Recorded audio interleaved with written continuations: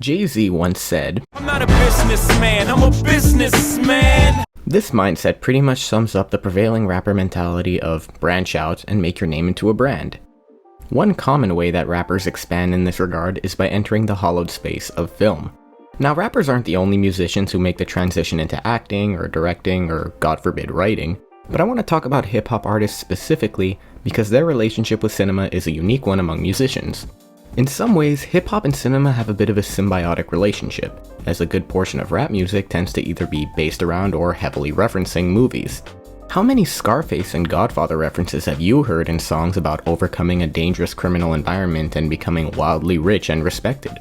Meanwhile, in recent years, we've found the influence of hip-hop permeating parts of the more mainstream cinema landscape, specifically with films set in and based around parts of the world that are themselves influenced by that hip-hop culture. Rap music is also, by definition, meant to be more of a poetic exercise, often trying to paint a vivid image of the artist's story, almost like, a movie. Now, other genres of music obviously have their powerful storytellers, but the case of hip-hop deserves to be singled out if only because lyricism is, or is supposed to be, the primary draw of a genre of music, where technical singing skill takes a back seat. There are other appeals to the genre, of course, but primarily lyricism and storytelling have always been the popular argument to legitimize rap as a real art form. All that's to say that rappers making the transition into film is always an interesting venture, if only because of the particular choices that they make. Over the years, I've seen plenty of rappers attempt to make the jump from music to movies, with results more mixed than any review of Funny Games. And yet, there appears to be a certain pattern with what kinds of films and roles rappers tend to gravitate towards when expanding their brand. And with that in mind, today I'd like to talk about the strange phenomenon of rapper movies.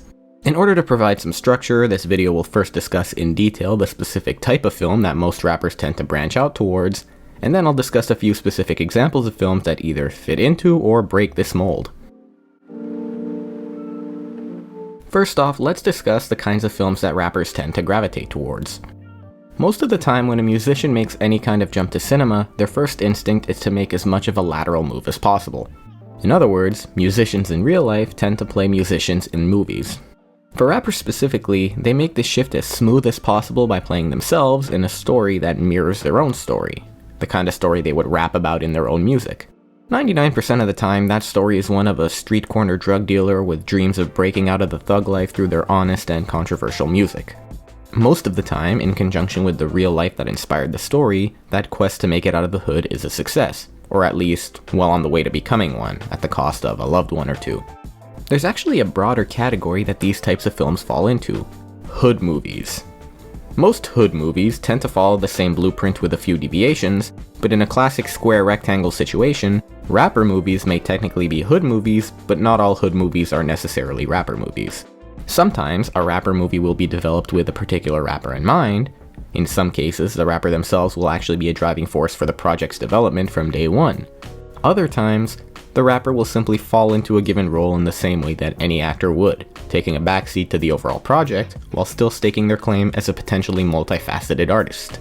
In any event, whether a rapper movie comes as a result of typical film development practices or a specific rapper's vanity, you can usually tell you're watching a rapper movie when you see one.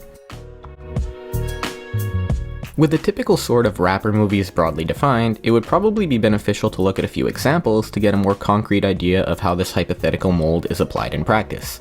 So let's briefly touch on 6 different movies, discussed here in chronological order of release. The boys in the hood are always hard. First up is probably the most accomplished film on this list, John Singleton's Boys in the Hood. Now, the influence of rap music on this film is pretty obvious right from its title.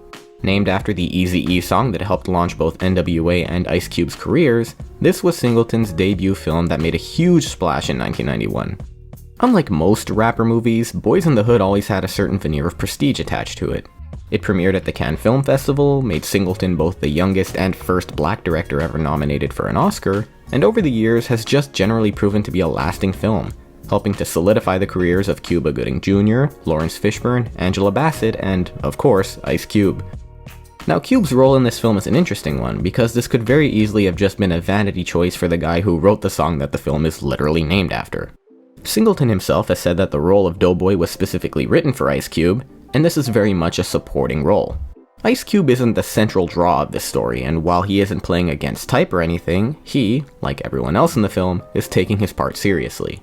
Not an Oscar-caliber performance or anything, but in keeping up with the idea of rappers making a logical step into acting, Ice Cube steps up for what's admittedly a layup and avoids fumbling the ball, thanks in no small part to his expressive, natural demeanor. With poetic justice. Moving on to the next John Singleton film, Poetic Justice was a vehicle not only for Tupac, but also for Janet Jackson.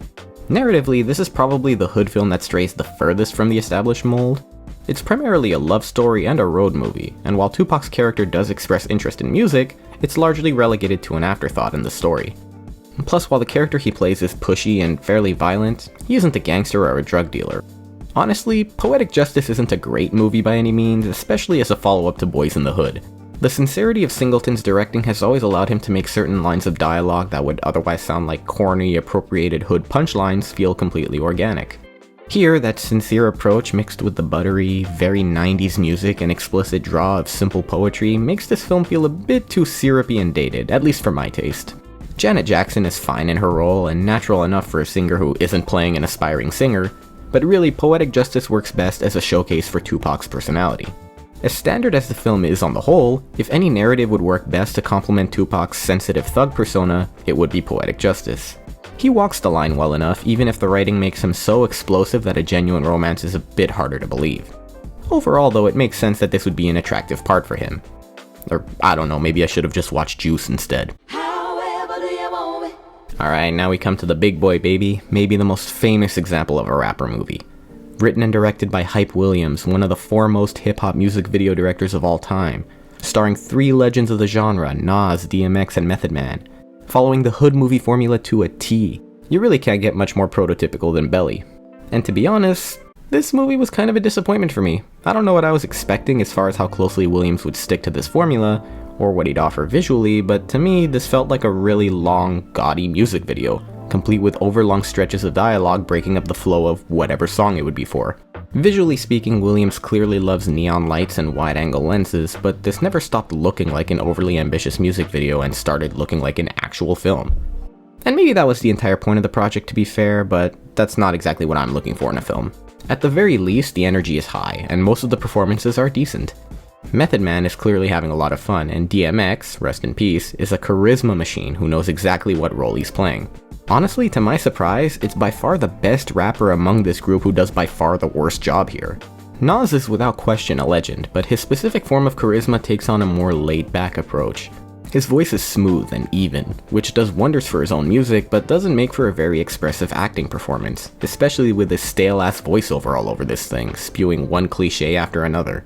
Of all movies, Belly seems like the one that has gone full circle and had the most influence itself on future rap music. Got my mind on my money and my money on my mind. Money and your bitch both on my line. And aesthetically, I can see why that's the case.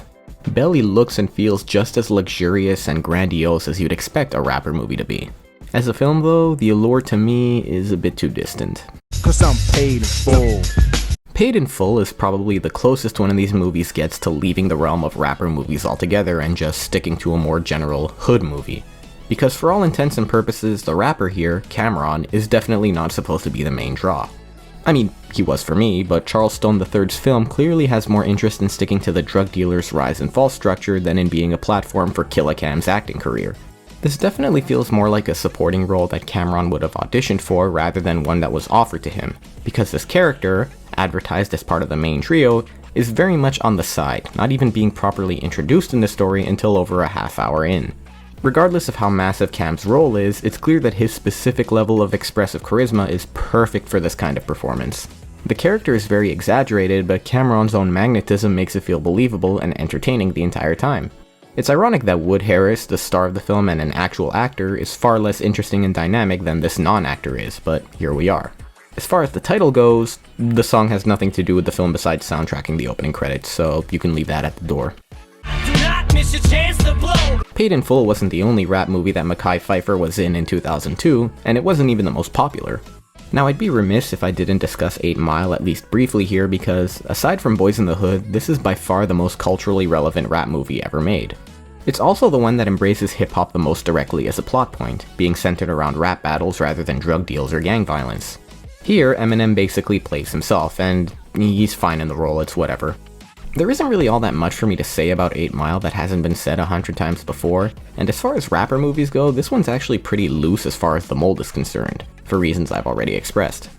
The film's cultural impact is pretty obvious. Lose Yourself is a legendary song, the Shook Ones instrumental is forever associated with rap battles and freestyling, Curtis Hanson got to make a movie that was somehow more culturally relevant than LA Confidential, and most of all, Eminem got a free pass to phone in the rest of his career without any scrutiny from his core fanbase. That's an awfully hot coffee pot. Now that's what I call a success. Look, baby, this is simple, you can't see. Finally, I want to talk about 50 Cent's vanity project, Get Rich or Die Tryin'. Now, obviously, this is based on 50's own upbringing, borrowing heavily from his classic debut album of the same name. Like 8 Mile, Get Rich or Die Tryin' was directed by some unexpectedly chosen white guy who's directed far more classically acclaimed films, but while 8 Mile still felt like a highlight moment for Hanson's career, I can't really say the same for Jim Sheridan's foray into rapper movies. This is about as stale as it gets, following every beat you'd expect and even borrowing pretty directly from other movies like Paid in Full. Take Terrence Howard's character for example, who's also a wildcard gangster that meets the main character when he saves him from an attack in jail. In all honesty, the story of Get Rich or Die Tryin' is just so half-assed, such as in creating beef between 50 and this other rapper out of thin air and making that a major plot point. Also, it really doesn't help that 50 Cent is only slightly less interesting as an actor than he is as a rapper. Mr. KM, you like a god to me. You suck! This movie was written by Terrence Winter, who may not mean anything to you, but was a major selling point for me as far as this movie goes. For those of you unaware, this is the guy who created Boardwalk Empire, wrote some of the best episodes of The Sopranos, and wrote a little crime film you may have heard of called... As it stands, Get Rich or Die Tryin' was clearly a paycheck gig for Winter, and who could blame the guy for simply following the advice of the title? So, what have we learned today? First off, rappers tend to stick to their comfort zones. Most of these performances are pretty much exactly the kind of roles you'd expect from these respective rappers, and you really only see rappers branching out to other types of characters when they've spent a lot more time in the arena. In fact, you'd have to be a certified legend before you can even think about playing a cop. Number 2? Charisma isn't everything, but it sure does help. Ignoring the films as a whole for a second, looking back at the best performances of the bunch, from Ice Cube, Tupac, Cameron, DMX, and then the worst, Nas and 50 Cent, it's very clear that having an expressive disposition in your music translates to a more natural, magnetic presence on screen. Some rappers can just make the transition look easy because, for them, it is easy to be charismatic in a story that's basically about your own persona. Number 3. Even if these films are mostly the same, you can't say that the artists aren't trying a bit. It's very easy to look at a cliched hood film starring a rapper and accuse everyone of making a lazy cash grab vanity project, but in each instance there's always shades of people giving it their all. Hell, Viola Davis is in Get Rich or Die Tryin', and she's acting circles around 50. Some films are much more open with that effort, while others take a bit more digging to find. In any case though, you'll find that each of these projects may have a bit more going for them than you might initially have expected. For at least one person involved in each of these films, the project itself was about more than just becoming a businessman. I just realized I made this whole video without once mentioning Will Smith.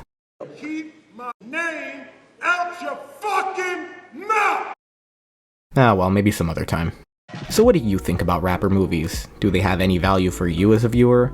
Sound off in the comments, have yourself a great day, and as always, I'll see you when I see you.